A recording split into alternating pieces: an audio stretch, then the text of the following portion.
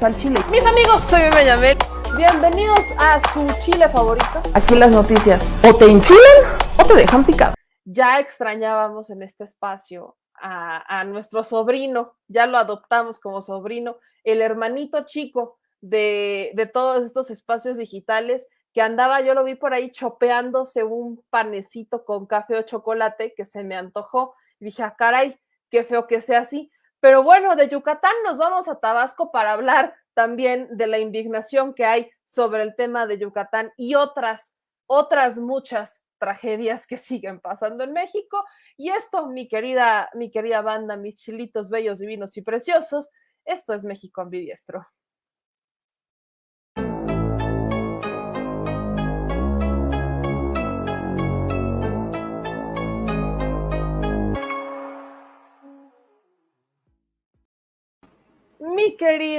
Mi querido, verte tan lejos me da sentimiento. Manuel Pedrero, ¿cómo estás?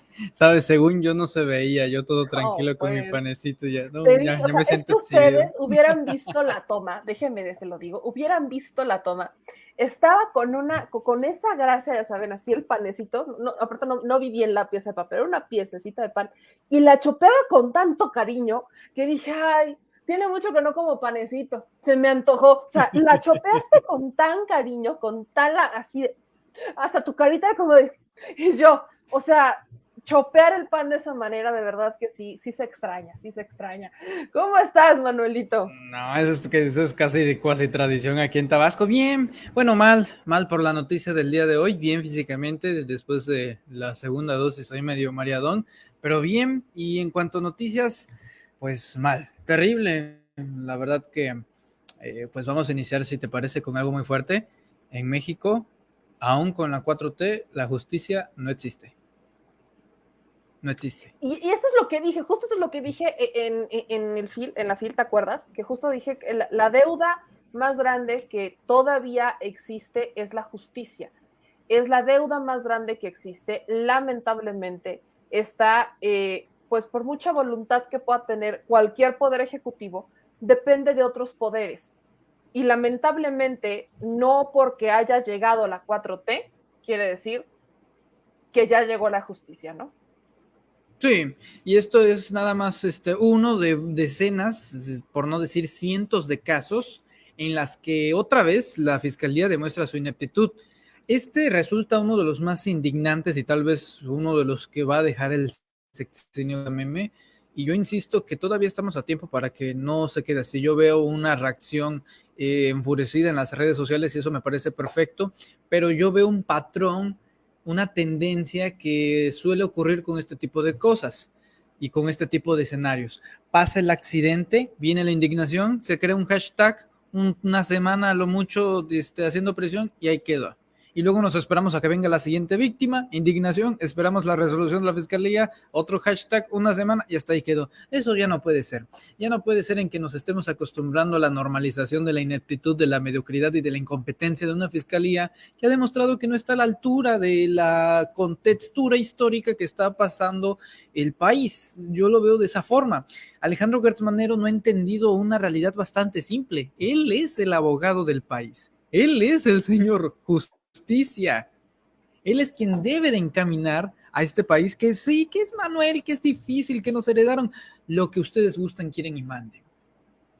Pero una transformación conlleva eso.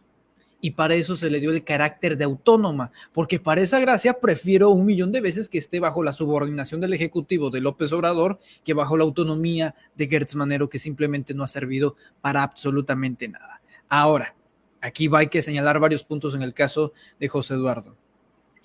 ¡Qué rapidez! ¡Qué rapidez llegaron a un dictamen! ¡Qué rapidez! Porque si lo ponemos en contraste con otros casos, qué lástima que debido a su mediatización se haya dado una resolución tan rápida. Esa resolución pudo haber conllevado fallas en el proceso o bien simplemente una mentada de madre como lo fue el día de hoy. Aún con documentos audiovisuales como el que compartiste en Twitter y hoy lo compartes en este canal, querida Meme, aún con documentos audiovisuales, testimoniales, evidencias testimoniales, audiovisuales, incluso el propio testimonio de José Eduardo antes de morir, diciendo que él había sido agredido, no fue suficiente para que la Fiscalía General de la República le diera un poco en este sistema mononeuronal para decir, wow, si hay violación a los derechos humanos de este joven que fue asesinado. ¿Tan peligroso era José Eduardo? ¿Tan peligroso era José Eduardo como para que 4, 5, 6, 7, 8 hombres pudieran transportar y mover a un joven menor de 18 años? Lo trataron como si hubieran atrapado al Mayo Zambada o a Joaquín Guzmán lo era. Es terrible esta situación, querida Meme. Y la esperanza, justamente porque no hay que olvidar todo lo que aconteció alrededor, desde la madre denunciando que la querían sobornar, poniéndole precio a su hijo, 200,000 pesos para que no hablara absolutamente nada y quedara en el olvido y no ejercer acción penal. La esperanza en este caso, Meme, bien cómo lo arrastran, o sea, como si estuvieran llevando un animal. La esperanza en este caso era que obviamente si estaba en la Fiscalía de Yucatán, pues no iba a servir de nada. La esperanza era justamente que se iba a llevar a la Fiscalía General de la República. ¿Quién llevó el tema a la mañanera? Hans Salazar. Hans Salazar preguntó y el presidente López Obrador, y esto es algo terrible, Meme, terrible, porque me doy cuenta que las instituciones no tienen solidez ni funcionamiento en este país y me voy a explicar por qué. El presidente ese día le respondió a Hans y al país que se iba a poner en contacto con la madre de José Eduardo y de que iban a meter una denuncia en la Comisión Nacional de Derechos Humanos. Punto 1. Punto 2. ¿Dónde estuvo hoy el presidente López Obrador? ¿Dónde fue hoy su conferencia de prensa matutina? En Mérida, Yucatán. Fue una pregunta que le dijeron, ¿y qué pasó con el caso? Y el presidente declaró, espero yo que la fiscalía se posicione sobre este tema. Horas después, ya parece que tienen la respuesta.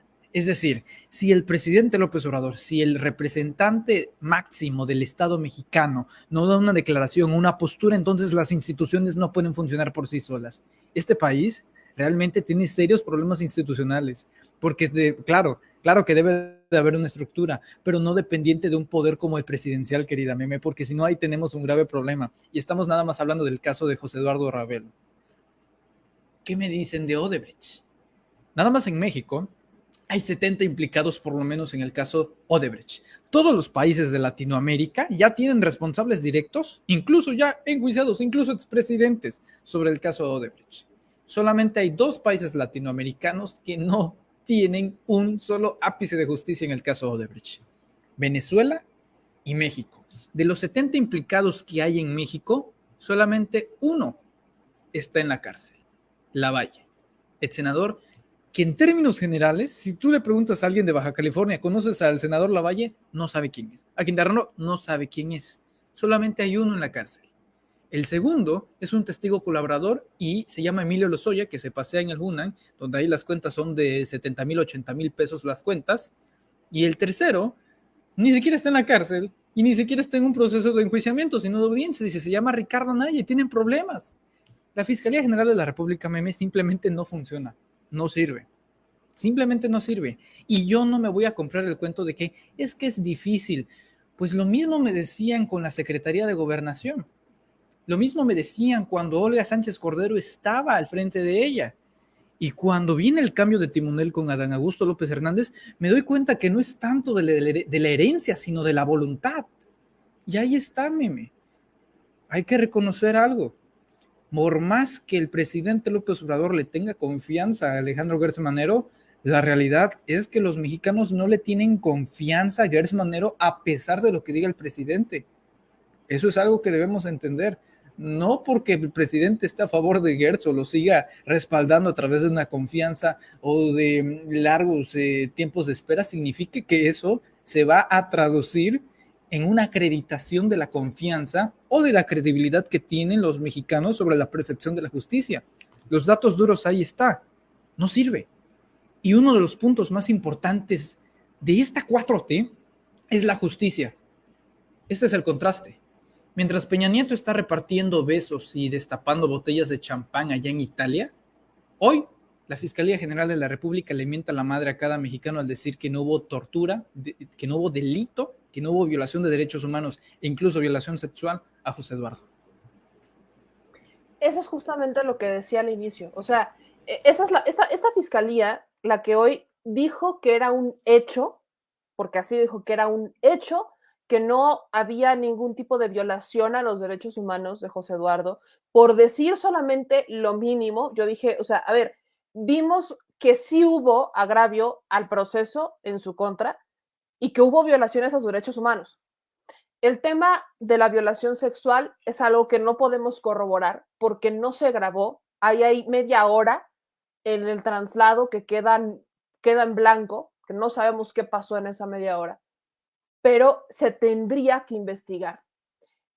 Hablamos que dicen, ¿no? Ponen incluso en la información de la fiscalía que en el caso de José Eduardo, pues su situación de salud la van a reservar por respeto, o sea, están diciendo que José Eduardo, dan a entender que José Eduardo estaba bajo la influencia de algún tipo de droga o algo así, y yo les digo, bueno, aunque hubiera estado, hay procesos, y si nos estamos quejando del tema y nos cuestionamos así, es porque esta fiscalía, y yo se lo voy a poner todavía más grande, es la que actualmente lleva procesos mucho más mediáticos y de violaciones mucho más graves y que siguen vigentes, como las de Israel Vallarta, como muchos otros casos que se han topado.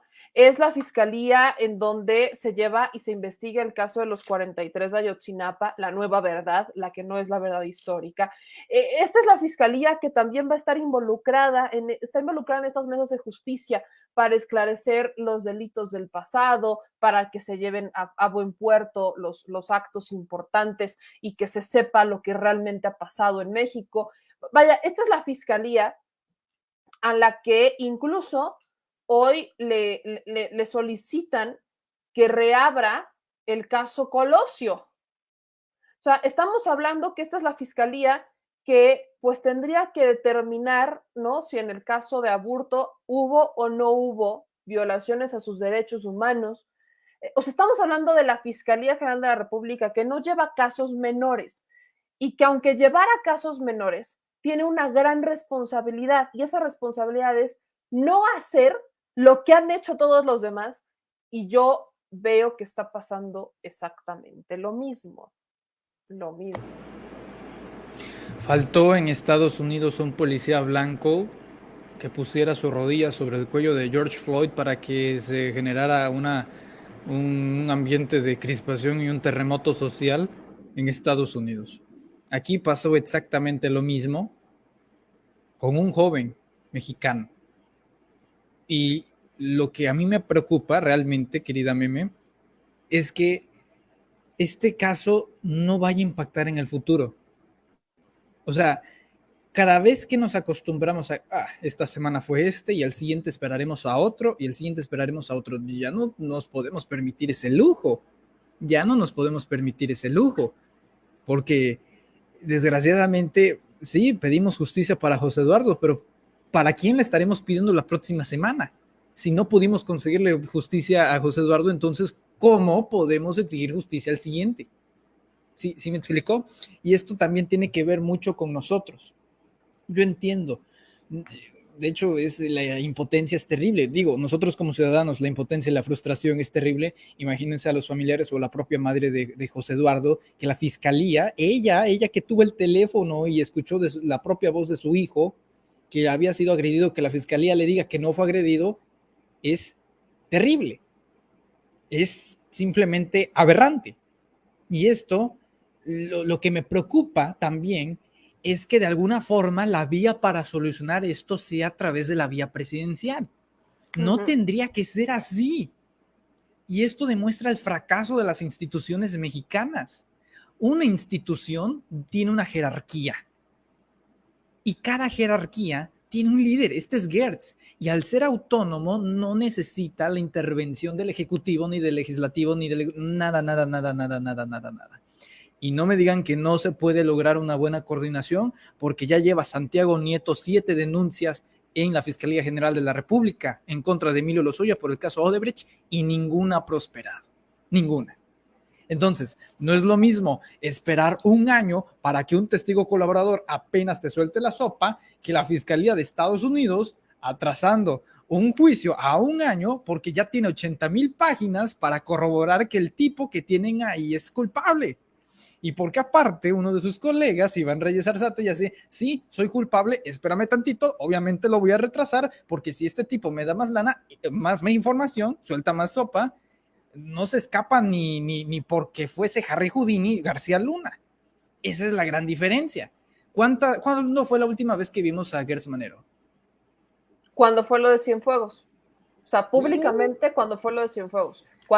Y dio 3 entrevistas nada más. Cuando Estados Unidos dijo ya no vamos a hacer nada en contra de Cienfuegos. El día que Estados Unidos se echa para atrás con la denuncia en contra de Cienfuegos, ahí ya entonces salió Gertz a distintos medios de comunicación a decir, vean lo que acabamos de hacer, o sea, a presumir esto como un logro, ¿no? Y yo cuestionaba al inicio, este es el Gertz Manero que trae conflicto con Santiago Nieto, porque Santiago Nieto hace denuncias en la Unidad de Inteligencia Financiera y luego tenemos a la Fiscalía General de la República, tenemos a Gertz Manero diciendo que la Unidad de Inteligencia Financiera no colabora bien con ellos, que es justamente lo que dijo en esas entrevistas, que la Unidad de Inteligencia Financiera pues nada más le denunciaba y que, o sea, elementos de la Fiscalía tenían casi que ir a rogarle a la unidad que les entregara la información para entonces ellos poder formular las investigaciones pertinentes. Entonces aquí hay como, ¿quién miente? O sea, Santiago Nieto no está obligado, como Gertz Manero sí lo estaría, a respetar el debido proceso, ¿no? O sea, Santiago Nieto tiene la libertad de hablar de muchas más cosas que Gertz no. Eso lo entendemos, pero esta parte de prudencia, que era el primer conflicto, se subsanó. Y hoy estamos viendo procesos que se quedan ahí. Yo por eso ahora pregunto, ¿no? El caso de Cabeza de Vaca. Le tienen congeladas las cuentas al hermano de Cabeza de Vaca, a Ismael García Cabeza de Vaca, actual senador del PAN, actual senador. No he visto una solicitud de la Fiscalía General de la República por quitarle el fuero a Ismael. O sea, la única solicitud que hubo fue para el gobernador, para su hermano, para Cabeza de Vaca, pero no se dio la solicitud. A pesar de que están involucrados en lo mismo. Exacto, pese a que los delitos son relacionados y que sí está investigado por la Fiscalía. No es lo mismo el gobernador al que evidentemente protege el Estado que al senador, porque al senador el Congreso decide quitarle el fuero y le quitan el fuero. No tienes a los diputados que te puedan estorbar como lo están haciendo en el caso de Francisco, como del gobernador de Tamaulipas. En el caso de Ismael, si en el Poder Legislativo deciden quitarle el fuero, le quitan el fuero, pero no hemos visto ni siquiera que lleguemos a eso.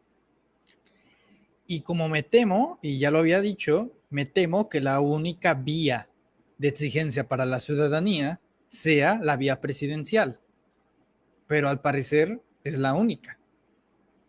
¿Y esto qué implica? Sí. ¿Y esto qué implica? Otra vez plantearla al presidente. Y el presidente aquí ya debería de entender una realidad. Nuevamente, darle un espaldarazo, decir tengo toda la confianza, ya es un error. Ya es un error del presidente. Él lo ha dicho en varias ocasiones. Yo debo de escuchar lo que demanda el pueblo. Bueno, el pueblo demanda que Alejandro Gertz Manero claudique, que presente su renuncia, o que bien el presidente, bueno, en este caso el Senado de la República, haga algo, porque ojo, el presidente se va en 2024, pero Gertz no. Es decir, son 9 años, tengo entendido, pero este paso se nos van a hacer como 29. Cada año de Gertz son 5 de nosotros. Algo parecido. Y esto es legítimo. Quiero que entienda también esto la gente. No porque esto vaya en contra de lo que diga López Obrador significa que esté equivocado. No. Aquí es donde ustedes y nosotros entramos como ciudadanía. Es una exigencia a una problemática que no se ha resuelto. ¿Cuál es esa problemática? La justicia. ¿Entendemos? Entonces nosotros como ciudadanía, como poder que somos, que legitimó a la transformación, tiene derecho a exigirle a la transformación. No cometamos en ningún momento el error de pensar que no tenemos ese derecho. Por supuesto que lo tenemos. Y creo que es mejor momento que nunca que empezar a hacerlo. Porque yo no estoy esperando ni deseando que la próxima semana sea alguien diferente a José Eduardo, sea otro político corrupto que consigue la condición de testigo colaborador. No, no, ya no puede funcionar así. Este país ya no aguanta otro síntoma más de impunidad, porque si no los tentáculos, esos que nos dicen que siempre están a través de las estructuras, se perpetúan. Y nosotros quedamos y hacemos las denuncias. ¿Y qué pasa?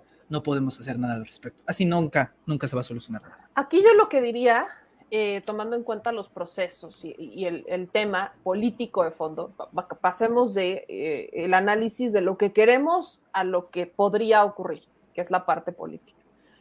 El presidente dice que le tiene confianza a Hertz. En más de una ocasión, yo, lo he analizado, he intentado decir, bueno, a ver, le tiene confianza, pero ha reconocido que ha ido lento en muchas cosas, ¿no? Como el tema de Rosario Robles, como el tema de Emilio Lozoya, dice, va lento. Pero solamente vemos que cuando el presidente dice va lento, ojalá informara, vemos que informa a la fiscalía o que avanza. De hecho, el tema de José Eduardo Ravelo yo incluso hoy cuestionaría. De no ser porque el presidente hoy lo mencionó, porque lo mencionó en la mañanera, no creo que la fiscalía lo hubiera mencionado el dictamen. Totalmente. Creo que no hubiera pasado, porque si se dan cuenta dice que desde el 18 de octubre están judicializando las carpetas en contra de los elementos de la fiscalía. O sea, este dictamen ya tiene semanas, ¿no? Vamos a entenderlo así. No habían informado el asunto hasta que el presidente mencionó el asunto de José Eduardo Ravelo el día de hoy. Entonces, yo lo he dicho, cada que alguien va a la mañanera y le pregunta al presidente, él desde la postura presidencial dice, le tengo confianza al fiscal, pero creo que bla. Y cuando le preguntan, ¿usted hablando con el fiscal, bla, bla, bla? Dice, no he hablado con él porque yo hablo de cosas más importantes como el tema de los 43 de Ayotzinapa, etcétera. Entonces, a ver, desde su postura, él dice que él no interviene en el Poder Judicial y que no interviene en esos asuntos con el fiscal. Va. ¿De quién sí es la responsabilidad? De los senadores. Si el presidente, por evitar él, es que si me meto o si lo destituyo, van a decir o se va a manejar la imagen de que estoy interviniendo en la fiscalía o que no, que está haciendo la fiscalía algo que no me conviene y que por eso lo estoy removiendo. Ese es el debate que el presidente pues se podría tener si él simplemente dice y lo remueve por sus polainas. Aunque sí es el tema del qué dirán, o sea, la oposición no creo que... O sea, la oposición va a decir eso y cosas peores, pero creo que va mucho en el sentido de no voy a intervenir en lo que es autónomo. O sea, muchas decisiones, si se dan cuenta, que toma el presidente, quizás no las, o sea, quizás desde la voz de la oposición o desde la voz de campaña eran distintas, ¿no? Porque exigía una mano más dura y demás, pero ya siendo gobierno, tiene que ser equilibrado. O sea, tiene esa obligación de representar a todos, con su ideología y su proyecto, pero tiene la obligación de representar a todos. Y eso incluye no intervenir en los poderes. Y él ha querido ser muy fiel en esa no intervención a los demás poderes y el respeto a los autónomos, e incluso a los autónomos que son del tema energético, ¿no? Aunque critica la UNAM, no es como que vaya y se meta y él decida, solamente hace la crítica. Cosa que nos gustaría ver una crítica más dura en la fiscalía, pues eso sí. A lo que yo voy es que los que tienen la atribución para remover a Hertz y cuestionarlo son los senadores. Ahora, mínimo citarlo a comparecer, o sea, de a mínimo citarlo a comparecer para cuestionarle qué está haciendo, qué no está haciendo, por qué se decidió esto, por qué no se decidió lo otro, si ya limpió la fiscalía, si mantiene gente adentro relacionada a García Luna, por ejemplo, o vaya, a ese tema deberían de llegar los senadores. Pero yo ahí lo que veo es que hay ahí sí para que veas, es si el presidente tiene este objetivo, entonces todo el poder legislativo se va a mover en ese sentido. Y al ejemplo al que voy es la reforma judicial.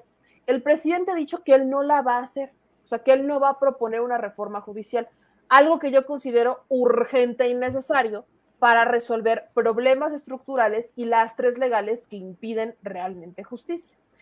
pero no he visto a un solo senador o un solo diputado que proponga una reforma judicial, porque no necesitan al presidente para proponerlas, ellos las pueden proponer de origen. Entonces, El tema es quién se va a quemar. El tema es quién se va a aventar el tiro. ¿Quién se va a aventar el tiro de buscar ser una reforma judicial que realmente haga algo para equilibrar tantito? Y aunque lo haga el legislativo, aún así van a decir, ay, no, pues fue por instrucción presidencial, de todas formas, pero de cierta manera, pues, forma es fondo, así que sí va a tener que cuidar el punto del legislativo. Y aún así, o sea, incluso lo vemos ahorita, en pleno desmane político. Nada más en el tema, por ejemplo, electoral, ¿no? Que todavía es una de las pendientes, la reforma electoral. Pues él ha declarado, yo no me voy a meter con el tema del Poder Judicial. De hecho, el último precedente, si no me equivoco, de un presidente interviniendo en el Poder Judicial haciendo una limpieza a su gusto y conveniencia fue Ernesto Zedillo en el 99. Sí, con los ministros. Y eso ahí, no, todo está bien, es en pos de la limpieza y todo. O sea, sí Ahorita fue muy polémico, pero vaya, los medios funcionaban a Zedillo, tuvo que depurar. O sea, pues creo que aquí nadie tiene dudas de que hay que depurar el Poder Judicial, ¿verdad? Sí, por supuesto, por supuesto. Nada más que el presidente sabe que por el bien de la forma, no debe de ser él, debe de ser otro quien empuñe la espada. El punto es quién. Ahora, ahí te va otro asunto que creo que vale mucho la pena debatir con el tema de José Eduardo Ravelo. Yo no he visto hasta este momento, y yo no sé si tú has visto, a alguien del PAN enojarse por lo que hizo la fiscalía. Y eso que a la fiscalía se levanta tiro por viaje. O sea, si este asunto de José Eduardo Ravelo hubiera ocurrido en, no sé, en la Ciudad de México, estaría ardiendo Troya. O sea, si el asunto de José Eduardo Ravelo y la decisión de la fiscalía, el dictamen de la fiscalía, su investigación, así exactamente igual, hubiera ocurrido en vez de Yucatán, ocurrir en la Ciudad de México o a estas alturas en Sonora o en Guerrero, o en Tabasco, Guerrero, o en Veracruz, Chiapas, claro. Vaya, todavía Chiapas no. Chiapas sí, ahí sí. Hubiera ardido Troya. O sea, tendríamos ahorita a los medios de comunicación y a los panistas haciendo el hashtag y trending topic a José Eduardo Ravelo. Estaríamos viendo ahorita a los medios de comunicación y a los senadores en el pleno criticar a la fiscalía, cuestionar por el tema de José Eduardo Ravelo. Ahí los tendríamos utilizando sus minutos para réplicas o para poner iniciativas, criticando, siendo muy duros, exigiéndole al presidente que se vaya a ver a la mamá de la víctima para platicar con él y entonces resolverle el problema. Hoy estaríamos viendo exactamente esto, pero no está pasando. Porque independientemente de que esté la fiscalía involucrada, el asunto es que ocurrió en Yucatán, un estado gobernado por el PAN, que hoy se presumió como uno de los estados más seguros, y yo no digo que no sea cierto, pero hay otras cosas que pasan en Yucatán que no están alzando la voz, y esta cultura de denuncia tiene mucho que ver. Entonces... Y un prospecto presidencial panista aparte. Exactamente. Entonces, ¿en qué o sea, yo hoy pregunto, ¿dónde están estos panistas tan comprometidos con las causas y tan comprometidos con erradicar la injusticia? Que no he visto a uno solo hablar de esto. Te voy a decir algo, incluso si hubiera sido en la Ciudad de México, realmente no les hubiera importado José Eduardo, sino usarlo de herramienta para golpear a Andrés Manuel o a los gobiernos. Es decir, lo hemos visto antes, nunca les preocupó el medio ambiente, nunca les preocupó, o sea, ellos intentaron privatizar la educación y ahora muy UNAM, ¿no? Ahora muy feministas, ¿no? Es decir, cuando yo veo al PRI, por ejemplo, decir que son el partido más feminista de México, basta con mostrarles una gráfica del Estado de México en materia de feminicidios para que vean qué tan feministas son, ¿no? O sea, y el PRI lleva gobernando el Estado de México toda su vida. Así que, o sea, realmente incluso si hubiese sido en la Ciudad de México, no les hubiera importado José Eduardo. Así como no les importa ninguna de las muchas banderas que dicen que les importa, pero solo porque van en contra de la narrativa de la 4T. No les hubiera importado. Actualmente no les importa a José Eduardo. Si hubiera sido en la Ciudad de México, lo único que les hubiera importado era su nombre para poder posicionarlo. Al igual que los niños con cáncer. No les importa a los niños con cáncer. Pero como es un buen... Uy, ojo con los calificativos. Pero como es un buen escenario de golpeteo, entonces sirve. Pero realmente, ¿cuántos de ellos han, no sé, sustentado quimioterapias o realmente checado el problema del desabasto o proponer una alternativa? ¿No les importa ni una sola de las causas que abanderan? No, solo porque van en contra de AMLO. Esa es la verdad. Por eso calladitos. No les importa. Exactamente, o sea, por eso quería tocar el tema, porque el PAN últimamente le ha dado mucho por estar abanderando causas, ¿no? Entonces yo por eso digo, ¿dónde están? Ya deberían de estar armando un soberano desmadre, perdone la palabra, con lo que está pasando en Yucatán. Y no está ocurriendo. No está Bueno, ocurriendo. ahorita ya se les olvidó las presuntas víctimas de Félix Salgado Macedonio. Y ahí sigue de senador. O sea, lo Campeñita solamente era cuando quería ser gobernador. Pues ahí sigue siendo senador. ¿No? Es puro cuento. No les importa ni una sola de las causas. Pues, o sea, es sacar la raja política a lo que sea. Es el tema. Ahora, aquí dice Mario, Meme, independientemente del partido o estado, ¿cuántos casos hay de impunidad? Le voy a decir, o sea, ahorita Manuel me ayudará a contestar con su percepción, pero la mía yo le voy a decir bien claro, no tenemos ni la más mínima y remota idea, porque la impunidad parte por eso. La impunidad parte porque no sabemos ni siquiera cuántos. ¿No se imaginarían ustedes 9 de cuántas cada denuncias? 10, 9 de cada 10 delitos acaban en impunidad. No se resuelven. Porque no se puede. ¿Cuántos delitos tenemos, por ejemplo, el delito que usted quiera, que lo van a denunciar? Bueno, si usted pregunta cuántos delitos realmente han recibido las fiscalías, no son ni la quinta parte de lo que uno va a denunciar. O sea, las fiscalías le dicen una cifra, pero ya ni siquiera contemplan su denuncia. Hay casos que están estancados desde hace 10 años.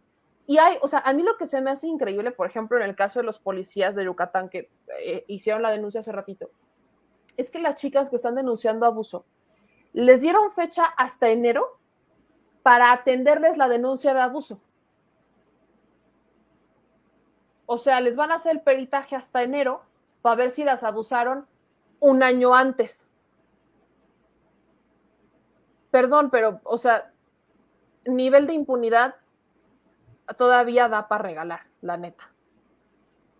Bueno, un magnicidio como el de Colosio todavía hoy no queda esclarecido, ¿no? A ver, hablando del tema Colosio, ¿no? Ya que le entraste con eso, Laura Sánchez Leia, que le mando un saludo, ella sabe que yo la estimo muchísimo. Ella es una de las periodistas que le entró al quite con desclasificar el expediente Colosio. Hablando con ella en público y en privado, me ha contado la N cantidad de veces que, o sea, el proceso tan tedioso que fue desclasificar el tema. Porque literalmente, o sea, y hablaba que las balas, ¿no? Estaban ahí aventadas en una caja, ¿no? Entonces estaban bailando en la caja. O sea, imagínense el tema, estamos hablando de el asesinato de un candidato presidencial en el 94. Y todo en la escena, todo fue alterado, o sea, pésimo procedimiento, nunca cuidaron nada. O sea, ves, o sea, todo lo que, los videos, las fotografías, absolutamente todo, toda la evidencia perdida ahí en una caja. Entonces, literalmente llegan los periodistas a sacar lo que hay y a ordenarlo a tal grado de que no se pierda nada, lo que por default tendrían que hacer las autoridades. Pero bueno, todo este proceso, ella lo retrata en su libro que se llama Aburto, Testimonios desde Almoloya. Y ese también fue un tema que está muy en boga ahorita, porque la familia de Mario Aburto ha denunciado que pues lo están torturando, que no han tenido comunicación con él. El presidente le ofrece protección en la mañanera diciendo, bueno, vamos a protegerle, qué es lo que está pasando. La secretaria de Seguridad dijo que no era cierto que Aburto estuviera incomunicado y demás. Y resulta, yo aquí le voy a poner justo este hilo, creo que es importante para el debate, ya que estamos en el Día de los Desvelados, porque aquí dice Laura, acto 1, CNDH dice que Aburto fue torturado e incomunicado, su familia lo corrobora. Acto 2, la secretaria de Seguridad Rosa Isela dice que no es cierto, que está en perfectas condiciones. Acto 3, la CNDH se retracta y dice que Aburto está en perfecto estado. O sea, y todo esto después de lo que dijo Rosa Isela en la mañanera. Todo esto, porque las declaraciones son distintas, ¿no? Y acá dice CNDH realiza diligencias presenciales con Mario Aburto en relación con la recomendación. ¿Qué es? Y para que usted me entienda lo que pudo pasar acá. Y ahí es donde voy a pedir la opinión de Manuel Pedrero y de ustedes, mis chiles, mis bonita audiencia. La CNDH, la familia va y denuncia, emiten una recomendación, pero la CNDH no va y verifica la situación en la que está Mario Aburto. Entonces, después esto lleva a la mañanera, es un caso muy mediático, que sigue siendo muy mediático, y la recomendación que de hecho había hecho la CNDH, dejen ustedes, es protejan a Aburto, es reabran el caso para verificar si Aburto lo han torturado o fue torturado para realizar las declaraciones en las que dice que él asesinó a Colosio. Entonces, la posibilidad de que se reabra el caso, ahí está. Pero llega este tema, y eso tiene que ver con el sistema penitenciario, y le dice la secretaria de Seguridad que él está en perfectas condiciones. Y entonces la CNDH recula y dice, bueno, ya realizamos las diligencias y está muy bien. ¿Qué es lo que pasa con el sistema penitenciario? Uno, en México realmente no existe la reinserción social. Dos, en tiempos de pandemia se ha complicado todavía más, y de por sí era muy tedioso, se complicó todavía más el que los familiares pudieran ver a aquellos que tienen dentro de prisión. Entre las llamadas que se las restringen, entre la propia corrupción que existe entre las corporaciones y demás, las cosas se ponen complicadas. Pero el asunto particular con Aburto es que, pues, él está, si no estoy mal, en Guanajuato, y lo que buscan es trasladarlo, o su familia lo que quiere, pues, es que lo trasladen a una prisión en donde lo tengan más cerca. O sea, buscan que lo trasladen a Baja California. Entonces, la familia lleva años en esta disputa, llevan mucho tiempo diciendo que Aburto, pues, desde que entró, está en una condición completamente de tortura. Yo le pongo todo este antecedente, porque en realidad, si nos vamos a poner a hablar de tortura, que se debería de investigar y que es un delito, pues tampoco estamos viendo como que vaya a haber mucho avance. ¿Por qué? Porque los mismos que dictaminarían si hubo tortura o no son los mismos que la habrían aplicado. Entonces es como decirle al ladrón que se investigue y que te diga si le robó a quien tú dices que robó. No lo van a hacer. Solamente lo van a hacer por un tema de conveniencia, de pues, ¿a qué es lo que me conviene? ¿Me conviene decir que lo agarramos a madrazos? Pues no me conviene. Entonces no lo voy a decir. O sea, a la buena de esa estamos. Por eso a mí me preocupa cuando vemos todos estos antecedentes, incluso con el caso Vallarta, con el caso de Brenda Quevedo, con muchos casos que se quedaron en la congeladora porque se ha apelado están bajo procesos en donde los torturaron para estar en donde están, y las autoridades que deben decidir si fueron torturados y podrían salir, no lo van a decidir porque son quienes los torturaron en un inicio. Entonces, todo este choro mareador para realmente preguntarte, mi querido Manuel Pedrero, además del caso Aburto y todos los casos que tenemos, realmente estamos en el camino, ya dejen ustedes cerca, en el camino de cambiar la balanza de justicia en este país. No, para nada.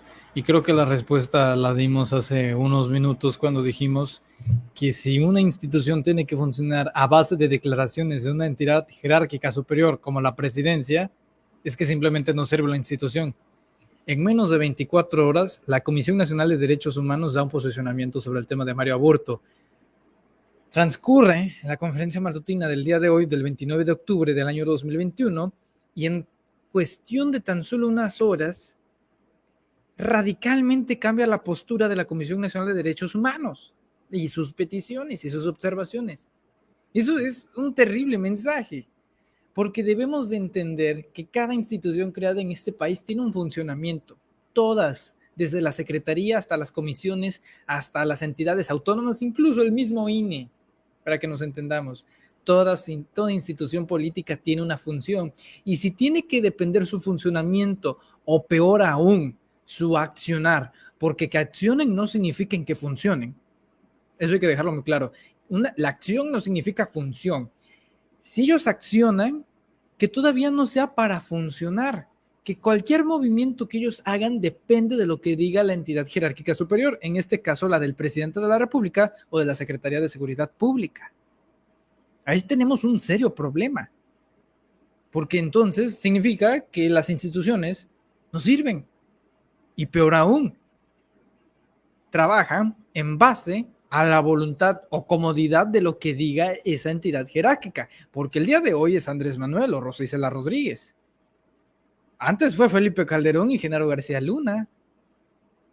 O sea, si nos damos cuenta de eso, ahorita, porque juntan las manos y miran para el cielo, pero justamente el infierno que se desató hace unos años fue justamente por este error burocrático.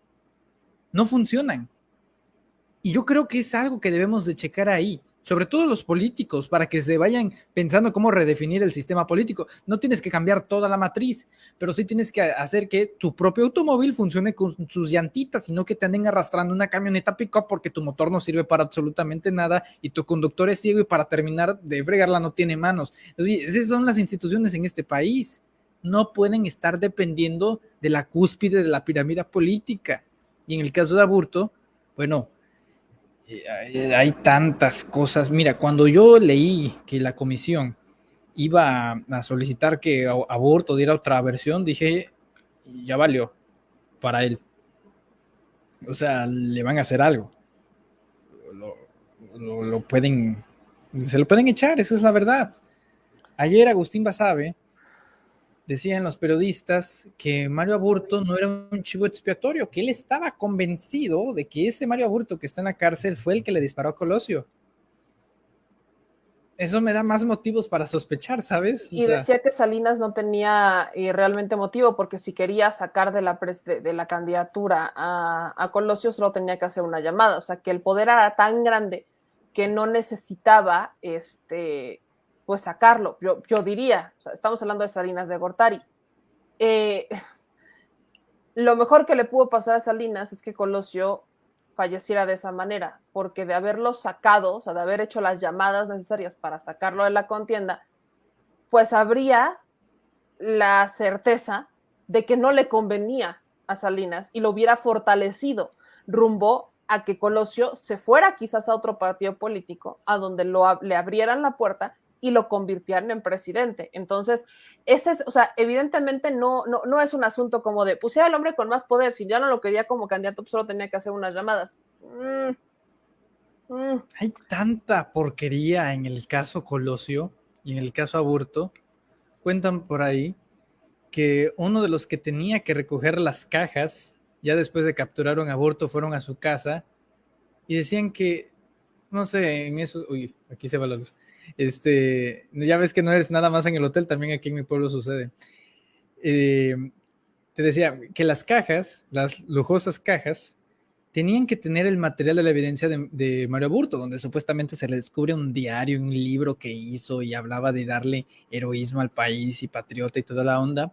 Y uno de los policías federales que tenían que recoger estas cajas no asiste a tomar la caja que le iba siendo correspondido a su superior a órdenes.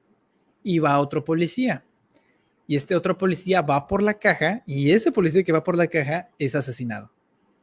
O sea, eliminaron cualquier indicio. Y eso fue en 1994. que él hable en 2021 no significa de ninguna forma que es una garantía. ¿Sí me explico? Porque si él hablara, sea quien sea, llámese Mario Aborto o el señor que esté ahí, si él llega a hablar, los intereses, meme, estamos hablando de intereses del régimen, de la élite, de la élite, de la élite, de la élite. Que hoy andan muy callados. O sea, de los que realmente hablamos andan muy callados.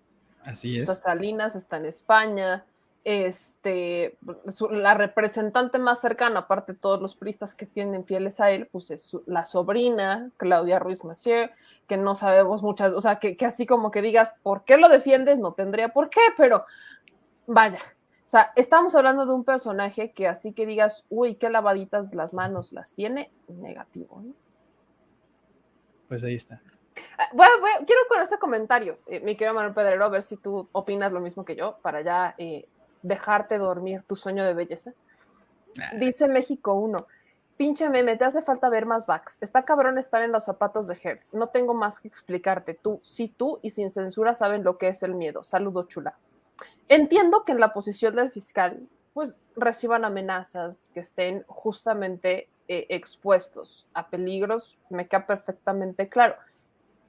Pero así como me queda perfectamente claro a mí, creo que le queda perfectamente claro a todo México. Y que si te vas a postular para el cargo, sabes qué es lo que está en juego, ¿no? Sí, además, Gertz no anda solito, pues.